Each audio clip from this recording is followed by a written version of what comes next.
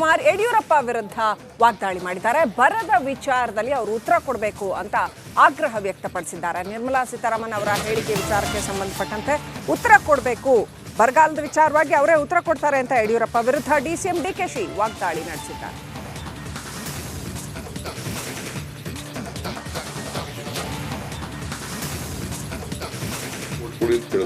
ಮೋದಿನೇ ಅವರ ಹೆಸರು ಓಟ್ ಕೇಳಲಿಲ್ಲ, ಎಲ್ಲಿ ಕೇಳಿದ್ರು Modi? You come to the ಶಿವಮೊಗ್ಗದಲ್ಲಿ ಅದೇ ಯಡಿಯೂರಪ್ಪನವರು ಸ್ಟೇಜ್ ಮೇಲೆ ಇದೆಯಲ್ಲ, ರಾಘವೇಂದ್ರ ಯಡಿಯೂರಪ್ಪ ಓಟ್ ಕೊಡಿ ಅಂತ ಕೇಳಿದ್ರು.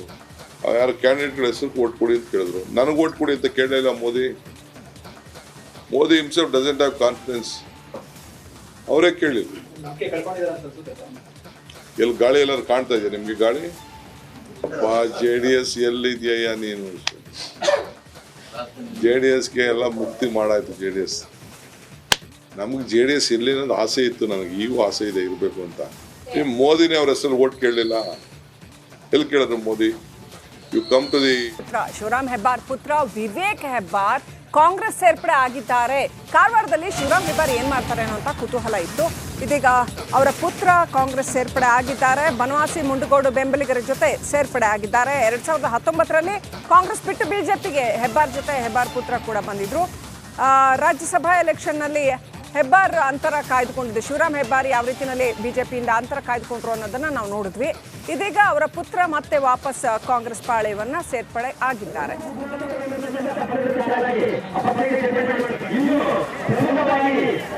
ನೋಡ್ತಾ ಇದ್ದೀವಿ ದೃಶ್ಯಗಳಲ್ಲಿ. ಅಲ್ಲಿ ಇತರೆ ಎಲ್ಲ ಕಾಂಗ್ರೆಸ್ ಸಪೋರ್ಟರ್ಸ್ ಜೊತೆಗೆ ಬನವಾಸಿ ಮುಂಡಗೋಡು ಭಾಗದ ಕಾಂಗ್ರೆಸ್ ಬೆಂಬಲಿಗರ ಜೊತೆಗೆ ವಿವೇಕ್ ಹೆಬ್ಬಾರ್ ಕೂಡ, ಶಿವರಾಮ್ ಹೆಬ್ಬಾರ್ ಪುತ್ರ ಕೂಡ ಕಾಂಗ್ರೆಸ್ ಸೇರ್ಪಡೆ ಆಗಿದ್ದಾರೆ.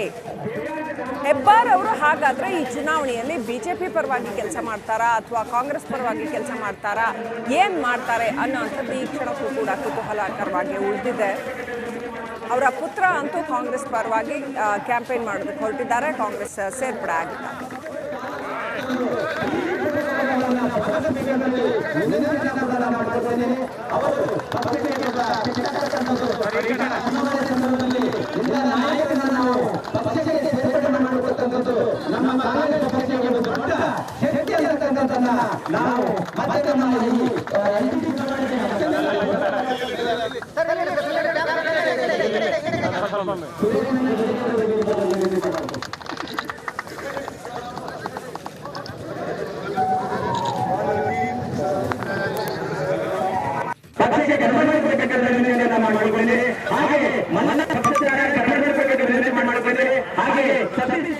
ಲೋಕ ಅಖಾಡದಲ್ಲಿ ರೀಲ್ಸ್ ಹಾಡಿನದ್ದೇ ಸದ್ದು.